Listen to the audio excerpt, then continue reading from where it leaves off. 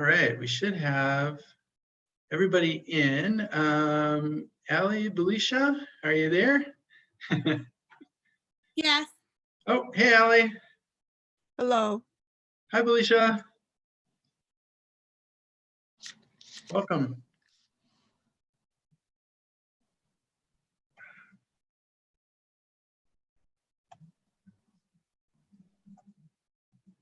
Awesome. Tim, are we live? We're good to go, Chris. Awesome. Well, hi everyone. Hi, hello to all of you who are joining us live here in our little Zoom room. Also, a big welcome to everyone who's watching us live on our YouTube channel, and also a somewhat of a belated welcome to those of you who will be watching this on demand at some point into the future. So to wherever I am, welcome to the third in Reach the World professional development series, this one called Learning from Virtual Exchange Journeys. Before we begin, and we have a lot to get through today, so I'm just going to jump right in. Before we begin, we want to start every single one of these professional development sessions with a few really important words. Number one, you all are leaders in the world of virtual learning. By simply turning this on, whether it is on live stream, whether you've joined us here in Zoom or are joining us in some other way, you are leaders because you're opting in to improve your practice, improve your art, and we're really happy for you to come and learn from us and with us.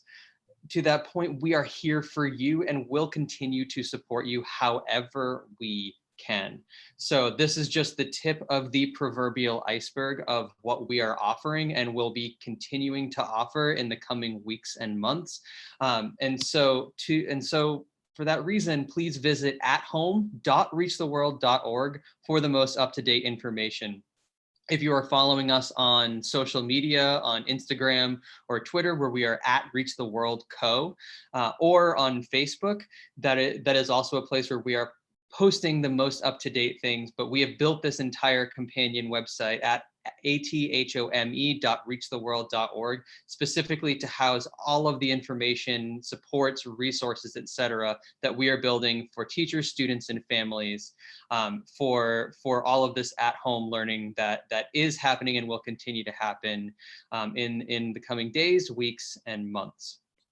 So a really brief overview of today's session. I'm going to introduce myself more formally in a second. I'm going to recap some of the things that we've talked about in previous professional development sessions. I am going to briefly discuss Reach the World because our organization is actually really relevant to what we're talking about today. And then we're going to get into some more details about what virtual exchange is, what a high quality virtual exchange looks like, talk a little bit about mental mapping. We'll go into some of our traveler journeys, and then we'll open the floor up for questions, comments, and conclusions. Now, for those of you who are joining us live, if you have any questions, please use that chat function. Send us any questions, anything at all. We would love to be able to start having those as they come in over the next few slides. So that way, when we get to that very last slide, we can use those as a basis to start having a little bit more of an open and free form discussion. So the voice that you are hearing right now is that of me, Chris Ahern. I am Director of Partnerships for Reach the World, which means that I oversee all of our educator side partnerships. I work with and support teachers, students, and families across the US and Canada. And the other voice that is from Reach the World side this afternoon is Tim Jacob. He is the director of our traveler program, which means that he oversees all of the amazing travelers, explorers that we have the opportunity to work with on a regular basis. What that also means is that Tim and I work very, very closely together because as facilitators of virtual exchange, we need to make sure that we're connecting travelers and educators where they are to create the most amount of opportunities for student learning and engagement. So, a quick recap: the very first PD session that we did actually this week, but we have done in this series is on scheduling and preparing for a video call.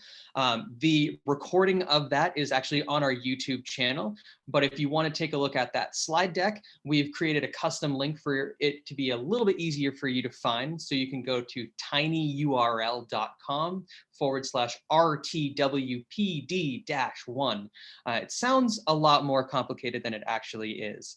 And the second in our PD series on moderating video calls, that deck is also available at tinyurl.com/RTWPD-2. It probably, those of you who are tuning in live probably have realized that you can access this this slide deck that I'm reading from right now if you go to tinyurl.com/RTWPD-3. On the final slide is actually going to be laid out, written out for you on the slide, but we will be doing those series so you can have all of them right in a row. Again, you can watch the recordings of these PD sessions on our YouTube channel. So a little bit about Reach the World.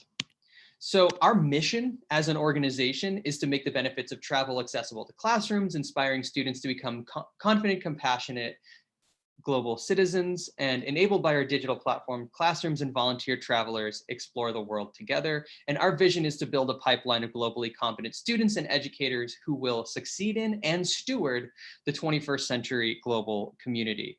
Now, the way that we do that is through something called virtual exchange. We are leaders in virtual exchange and have been leading this field for well over 20 years, since our founding by our executive director, Heather Halstead, in 1998.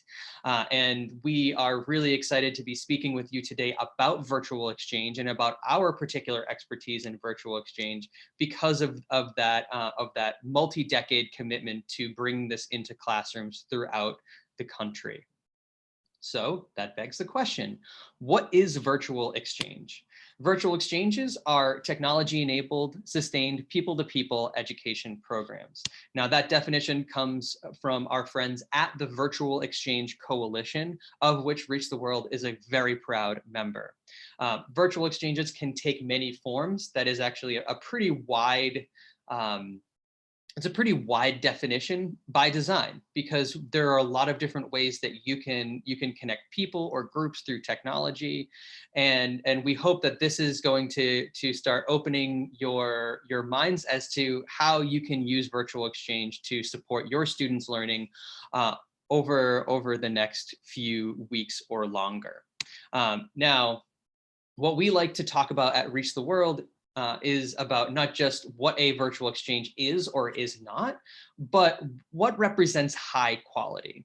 And so in addition to that sustained people-to-people education program enhanced by technology, we believe that every virtual exchange needs to also be media rich.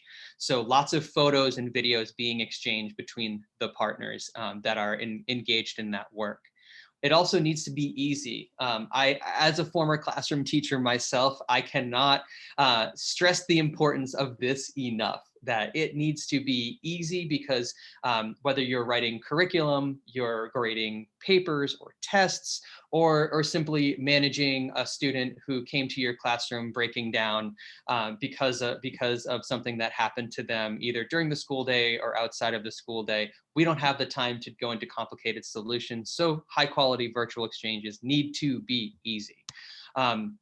Similarly, they have to be driven by the educator. There are a lot of amazing technological tools out there. One of them that we're using right now and that we're very proud to use, which is Zoom. But unless a teacher can easily see how they can implement it within their classroom learning environment, it's just not going to really fly or work within a classroom. And so we want to always put teachers in that driving seat, in the creator mindset, so that way you can integrate the pieces that are most important and essential to you, and then leave the rest behind. And then the last two pieces of a high quality virtual exchange are kind of, they kind of represent two sides of the same coin. So that is synchronous and asynchronous. Now, synchronous learning happens in the way that that I am speaking to, I would say maybe most, or at least some of you right now, in that synchronous exchanges are things like these types of video calls, right? So we're lining up at the same time to be able to speak with one another, and then on the other side of that are asynchronous opportunities. So using whether it's technology or other things, but that each side is using that particular tool to engage with one another at a time that is likely not lined up with one another. So for example, if you have the opportunity to use virtual exchange to connect with someone on the other side of the country, I'm talking to you right now from here in New York City. So if I was to talk with, let's say, my wonderful colleague Tim, who's in the Chicago area right now, we have to talk about time zone. The time that works best for Tim may not be the time that works best for me. And so while I love to engage in my video calls with Tim, which do happen pretty often, the asynchronous opportunities allow for Tim to be able to weigh in on certain aspects of our work together when that is working for him and his family life, as opposed to mine and my family life. That importance of that asynchronous and synchronous combination could not be more important, especially in terms of right now, with so many schools across the country transitioning to at-home or online or distance learning, whatever terminology you and your school or district are using. Balancing the synchronous with asynchronous is probably the most critical aspect of virtual exchange. So now that we've talked about virtual exchange for a little bit, and I hope that this is starting to get all of your minds kind of starting to think about what ways that you could include this, I wanted to share a little bit more of the expertise that we at Reach the World have developed, and especially one particular fascinating piece of research that we have been able to do and build a major component to our programming from. So this is actually an instruction that we give to just about every single classroom here in our New York City within our New York City partnership. We hand students a blank piece of paper, and we tell them that this exact thing. We say, using a blank piece of paper, draw a map of the world, listing every place that you can think of. Then, depending on the age and time constraints of the class, we give them probably about 10 to 15 minutes to do exactly that. Here are some examples of some of the maps that we have collected over the years. As you can see, they look, some of them look a little bit closer to a quote unquote world than others, but they all tell us a lot of information about who that student is and how they view the world. How are they putting together that map in their mind, which is really informative on a lot of different levels. So my friends who are New Yorkers can probably see that the map on the left is likely done by a New York City student, because they managed to indicate all of the boroughs in New York City, while also indicating the let's see, almost, or actually no, they did. They got all of the continents as well. So that is just one example of this mental mapping of what that tells us about those students. The one in the center gives us another indicator of who that student is and how they view the world, because you can see that in one particular place that they were able to list, which is quite impressive for a young learner to know the term, the country Afghanistan, but all they had been hearing about it was that particular country was always synonymous with terrorism. And so this is a really great opportunity to work with your students, to give them a very simple direction, to take a baseline of how they're viewing the world, not only how their minds are being shaped around how places interrelate, so cities and states and countries and continents, which is a very, very difficult concept for many young learners, and quite frankly, a lot of adults to grasp. It also gives us a sense as to what places are they being exposed to.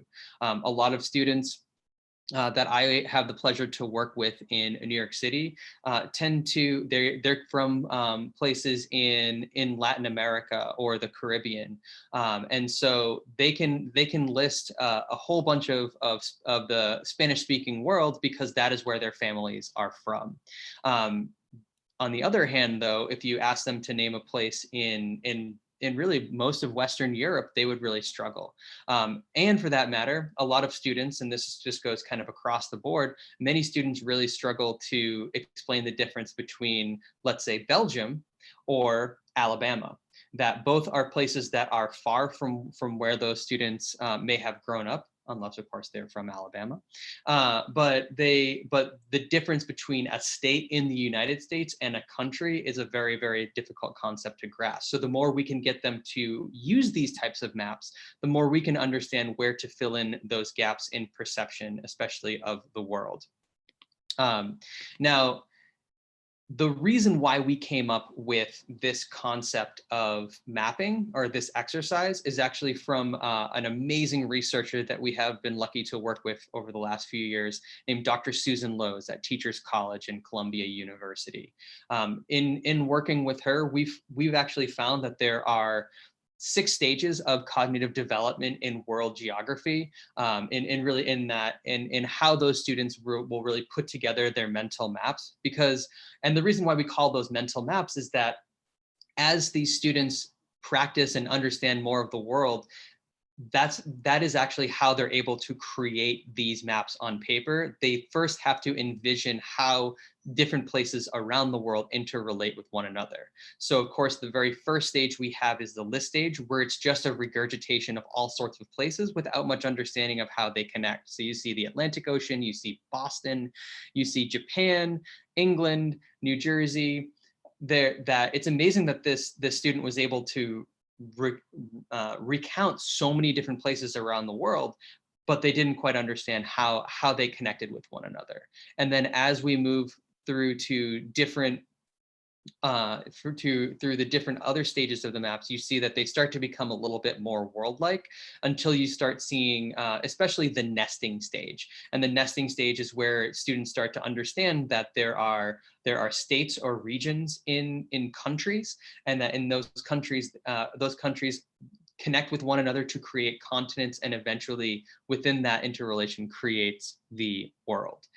So if any teachers out there are interested in using this particular technique, please email us and we'll give you our contact information at the end. We would love for you to use this map with your students. But this is the way that we typically use it is that at the beginning of our time working with that particular group of students, and at the very end, we do that same mapping exercise to be able to measure student growth. And as students engage in virtual exchange journeys, at least within the Reach the World program, we typically see students move anywhere from 1 to 2 or even 3 stages. So imagine a student going from the list stage to the edge plus floating island stage. That shows a pretty substantial jump in how they're understanding not only the world, but their place as a citizen as well.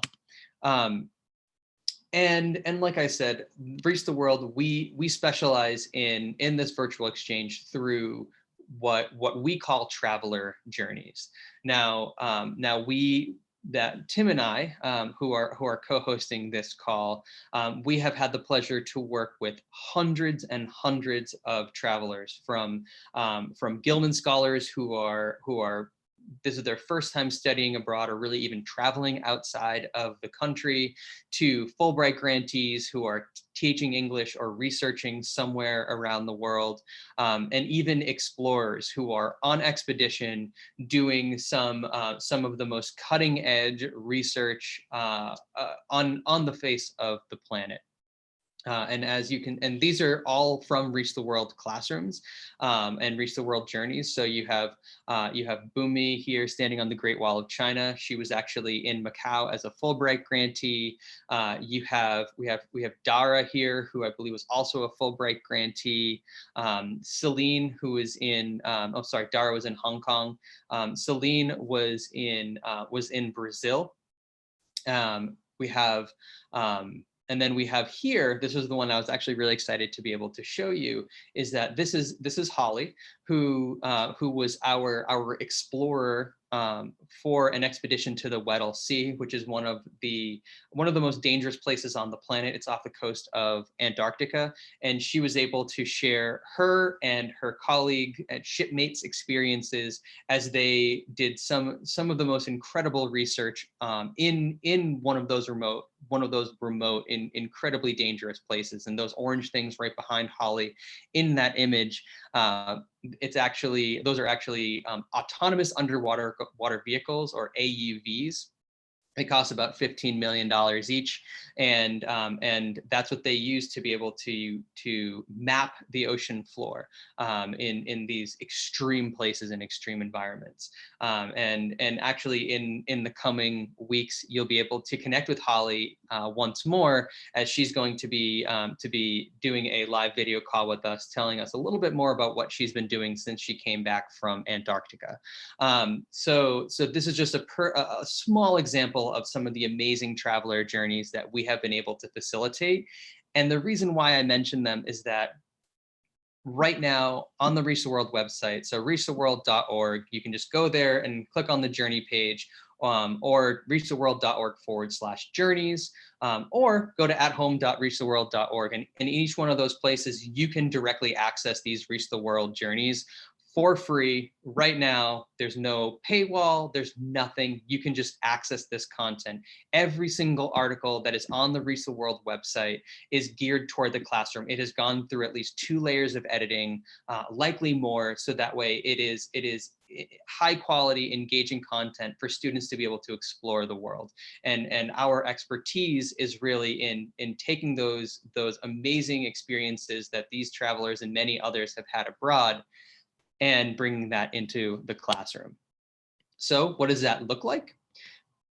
It looks exactly like this. So here are 2 really basic examples of what some of our content will look like on the Reach the World website. So on the left, you see a transportation field note. Sorry, it's not a transportation, it's an environment field note, my mistake.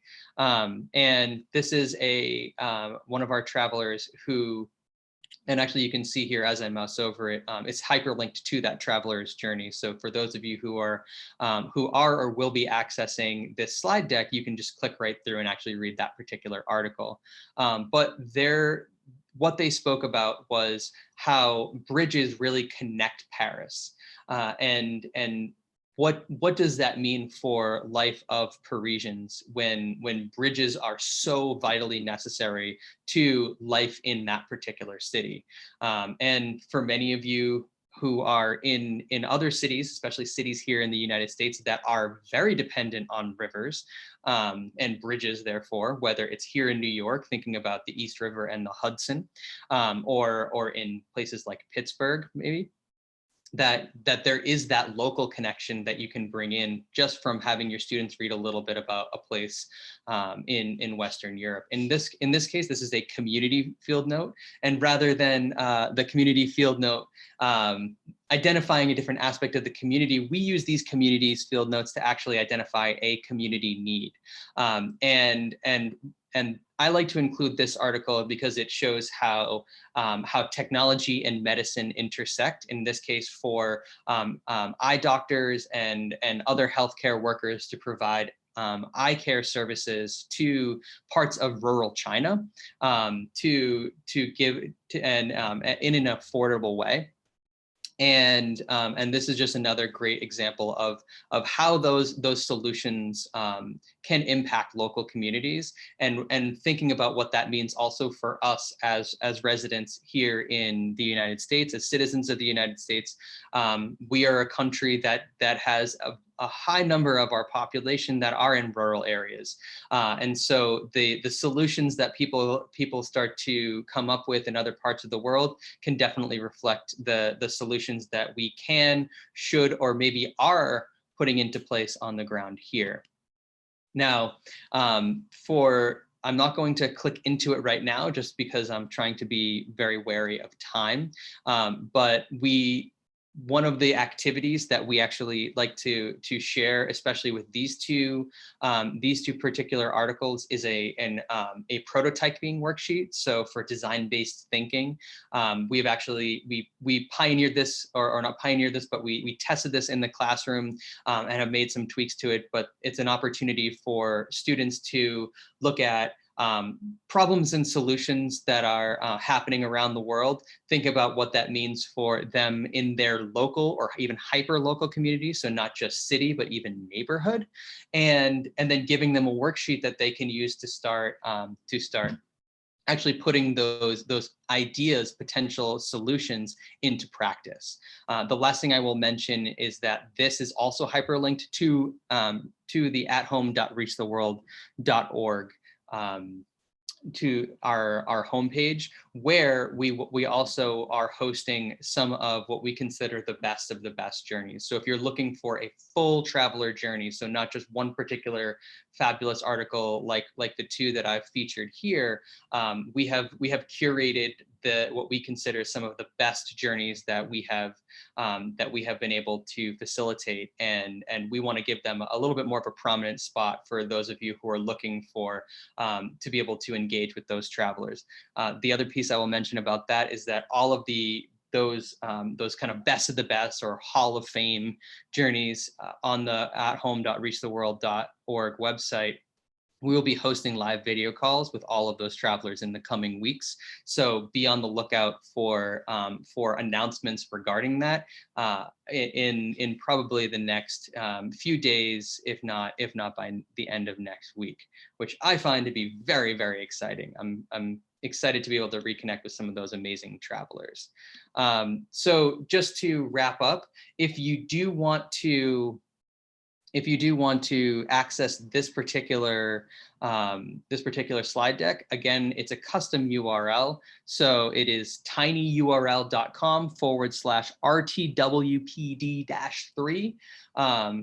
And then please visit athome.reachtheworld.org for the most up-to-date information. And if you do have any particular questions, comments, concerns, or you just want to reach out to us because you have a very specific need, there's my email, chris@reachtheworld.org. Tim is tim@reachtheworld.org, and I cannot say enough, we would be happy to chat with you, answer any questions, provide you any and all resources that we have at our disposal.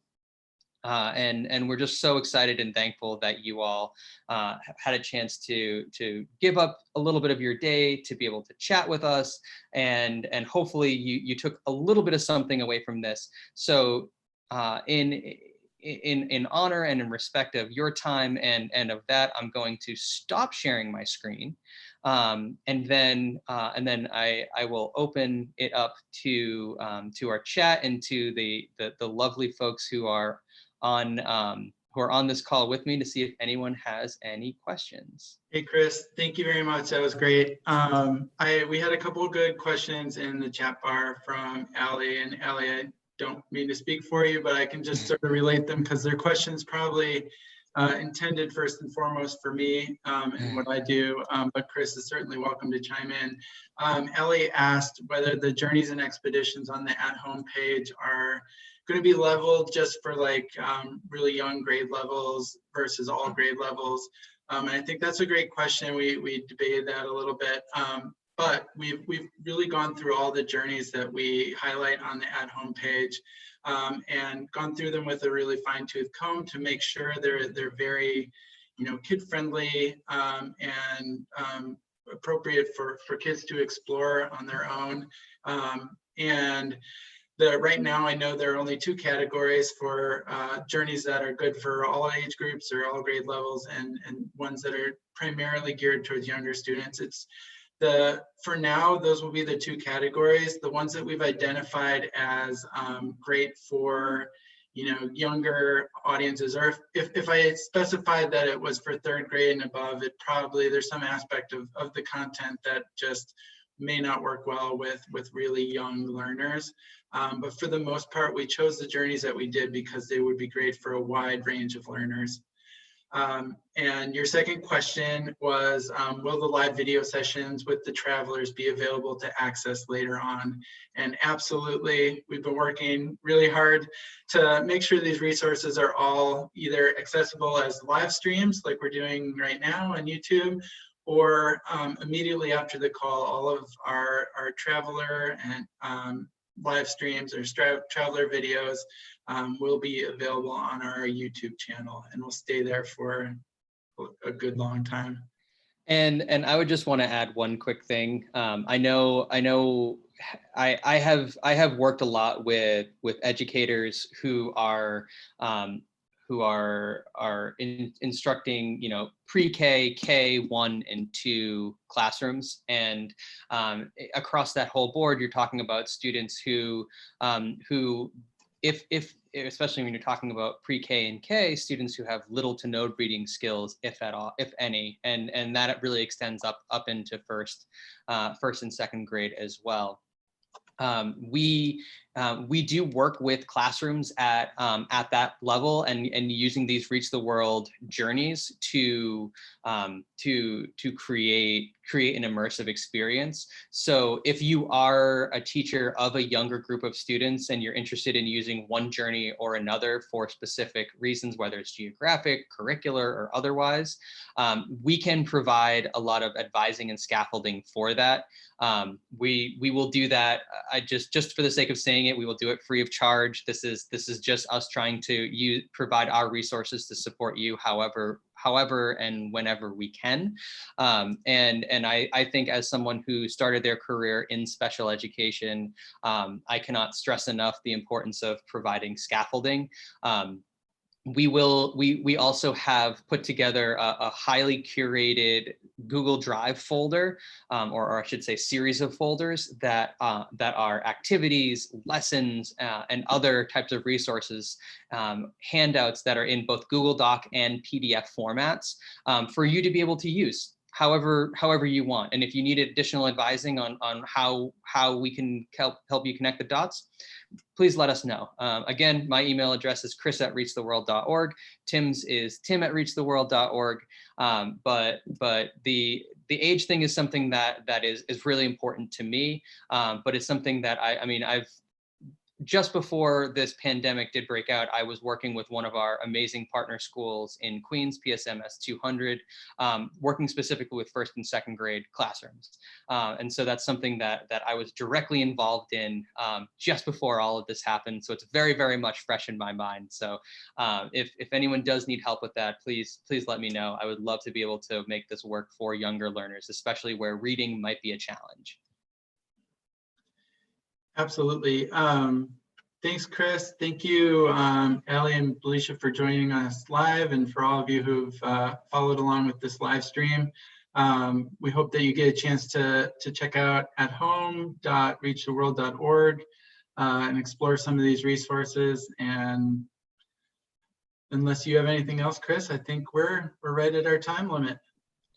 Just a sincere thank you to Felicia and Allie for joining us live, to everyone else who's on YouTube, and to everyone else. Again, thank you for just being a part of our community, for just doing what you're doing, even if you haven't ever used Reach the World before, but you're trying to figure out, whether you're a parent or an educator, and you're trying to figure out how to make this at-home distance learning happen. Our sincere thanks and appreciation for you for trying to make this work. This is not easy, and we recognize that, and our hearts are just full of gratitude for all the work that you are doing. Tim, I know you're a dad. You got two boys at home that are that present their own challenges, but we are all in this together, and now more than ever, and we're just happy to be able to work with you however we can. Yeah, thank you all. Hope you have a great rest of the week, and reach out if we can help you.